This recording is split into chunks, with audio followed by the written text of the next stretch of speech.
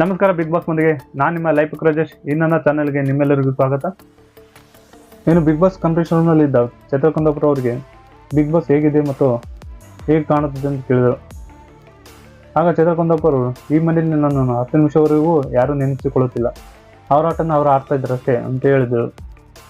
ಆಗ big boss ಅವರಿಗೆ, ನಿಮ್ಮ ಆಟವನ್ನು ನೀವು ಆಟ ಆಡಿ ಅಂತೇಳಿ ಈ ವಾರ ಯಾವುದೇ ನಾಮಿನೇಷನ್ ಇಲ್ಲ ಅಂತ ಕಳಿಸಿದರು. ಇನ್ನು ಕನ್ಫ್ಯೂಷನ್ ರೂಮಿಂದ ಬಂದ ಚೈತ್ರ ಕುಂದಾಪುರ ಅವರು, ನನ್ನ ಬಗ್ಗೆ ಯಾರು ಮನೆಯಲ್ಲಿ ಮಾತಾಡಿದರೆ ಎಂದು ನಾನು ನೋಡಿದ್ದೇನೆ, ಕೇಳಿದ್ದೇನೆ ಅಂತ ಮನೆಯೆಲ್ಲರಿಗೂ ಸದಸ್ಯರಿಗೆ ವಾರ್ನಿಂಗ್ ಮಾಡಿದರು. ಇನ್ನು ಗೋಲ್ಡ್ ಸೂರಜ್ ಚಿಕಿತ್ಸೆ ಪಡೆದು ಬರುವಾಗ ಅವನು ನೋಡಿ ಟೀಕಿಸಿದ್ರು. ಆಗ ನನ್ನ ಕಾಲಿಗೆ ಪೆಟ್ಟು ಮಾಡಿದ್ದು ಇವರಿಬ್ಬರು ಎಂದು ಗೋಲ್ಡ್ ಸೂರಜ್ ಹೇಳಿದನು. ಆಗ ಉಗ್ರಮಂಜವರು, ನೀನು ಇಂಥ ಟಾಸ್ಕ್ಗಳನ್ನು ಇನ್ನು ಮೇಲೆ ಆಡಬೇಡ ಅಂತ ಹೇಳಿದನು. ಅದಕ್ಕೆ ಟಕ್ಕರಾಗಿ ಗೋಲ್ಡ್ ಸೂರಜ್ ಅವರು, ಈ ಮಾತುಗಳನ್ನು ನೀನು ಹೇಳಬೇಡ, ಬಿಗ್ ಬಾಸ್ ನನಗೆ ಹೇಳಲಿ ಅಂತೇಳಿ ಹೇಳಿ ಹೋದನು. ಇನ್ನು ಮಲಗುವಾಗ ಚೈತ್ರ ಕುಂದಾಪುರ ಮತ್ತು ಧನರಾಜ್ ಮಾತನಾಡುತ್ತಾ, ಚೈತ್ರ ಕುಂದಾಪುರ ಅವರು ನನ್ನನ್ನು ಕನ್ಫ್ಯೂಸ್ ರೂಮ್ನಲ್ಲಿ ಬಿಗ್ ಬಾಸ್ ನೋಡುವಂತೆ ಮಾಡಿದರು. ಆಗ ಹೇಗಿತ್ತಂದರೆ ಆ ನೋವುಗಳು, ಒಂದು ಹೆಣ್ಣು ಹೆರಿಗೆ ಸಮಯದಲ್ಲಿ ಎಷ್ಟು ನೋವು ಪಡಿತಾಳೋ ಆಗ ನನಗಾಯಿತು ಅಂತೇಳಿ ಹೇಳ್ಕೊಂಡಳು. ಆಗ ಧನರಾಜನು, ಇನ್ನು 2 ಗಂಡು ಮಕ್ಕಳಿಗೆ ಹರಿದೀಯಾ ಅಂತೇಳಿ ಆಗ ಚಮಕಾಯಿಸಿದನು. ಇನ್ನು ಮನೆ ಸದಸ್ಯರಿಗೆ ಬಿಗ್ ಬಾಸ್ ಒಂದು ವಿಚಿತ್ರವಾದ ಟಾಸ್ಕ್ ನೀಡಿದರು. ಮನೆ ಸದಸ್ಯರು ಮನೆಯಲ್ಲಿ ಮಾಡಬೇಕಾದ ಚಟುವಟಿಕೆಗಳು ಮಾಡದಿದ್ದಾಗ ಅದನ್ನು ಮಾಡುವಂತೆ ಮಾಡಿದರು. ಇನ್ನು ಮ್ಯೂಸಿಕ್ ಬಂದಾಗ ಹಾಸಿಗೆಯಲ್ಲಿ ಇದ್ದು ಡ್ಯಾನ್ಸ್ ಮಾಡ್ತಿದ್ರು. ಅದನ್ನು ಬದಲಾಯಿಸಿ ಮನೆ ಎಲ್ಲ ಕಡೆ ಹೋಗಿ ಡ್ಯಾನ್ಸ್ ಮಾಡುವಂತೆ ಮಾಡಿದರು ಮತ್ತು ಹಾಸಿಗೆಗಳನ್ನು ಚೇಂಜ್ ಮಾಡುವಂತೆ ಮಾಡಿದರು. ಮನೆ ಸದಸ್ಯರು ಯಾರಿಗೆ ಆಗುವುದಿಲ್ಲೋ ಅವರನ್ನು ಮಾತಾಡಿಸುವಂತೆ ಮಾಡಿದರು. ಇವೆಲ್ಲ ಟಾಸ್ಕ್ಗಳನ್ನು ಮತ್ತೆ ಮನೆಯಲ್ಲಿ ಹೇಗಿರಬೇಕೆಂದು ನೆನಪು ಮಾಡಿಕೊಟ್ಟರು.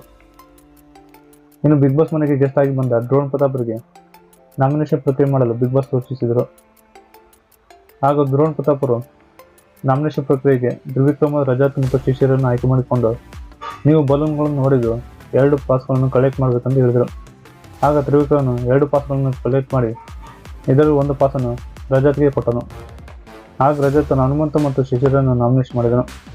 ಇನ್ನು ತ್ರಿವಿಕ್ರಮನು ಧನರಾಜ್ ಮತ್ತು ಚೈತ್ರ ಕುಂದಾಪುರವನ್ನು ನಾಮಿನೇಷನ್ ಮಾಡಿದನು.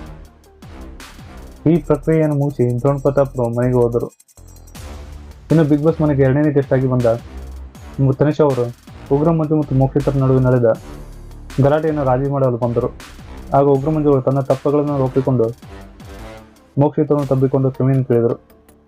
ಇದಾದ ನಂತರ ತನಿಷ್ ಅವರು ನಾಮಿನೇಷನ್ ಪ್ರಕ್ರಿಯೆ ಮುಂದುವರಿಸಿದರು. ಯಾರು ನಾಮಿನೇಷನ್ ಮಾಡ್ತಾರೋ ಅವರಿಗೆ ಆಟನ್ನು ಕೊಟ್ಟು ಸೂಕ್ತವಾದ ಕಾರಣಗಳನ್ನು ಕೊಟ್ಟು ಚಾಕುವಿಂದ ಚುಚ್ಚಿ ಹೊಡೆಯಬೇಕೆಂದು ಹೇಳಿದರು. ಇನ್ನು ಉಗ್ರಮಂಜು ಅವರು ಧನರಾಜ್ ಮತ್ತು ಶಿಶಿರರಿಗೆ ಆಟನ್ನು ಕೊಟ್ಟು ಸೂಕ್ತವಾದ ಕಾರಣ ಕೊಟ್ಟು ಆಟನ್ನು ಚಾಕುದಿಂದ ಚುಚ್ಚಿ ಹೊಡೆದರು. ಇನ್ನು ಮೋಕ್ಷಿತ ಅವರು ತ್ರಿವಿಕ್ರಮ ಮತ್ತು ಭವ್ಯಗೌಡರನ್ನು ನಾಮಿನೇಷನ್ ಮಾಡಿದರು. ಅವರಿಗೆ ಆಟ ಕೊಟ್ಟು ಚಾಕುವಿನಿಂದ ಚುಚ್ಚಿ ಹೊಡೆದರು.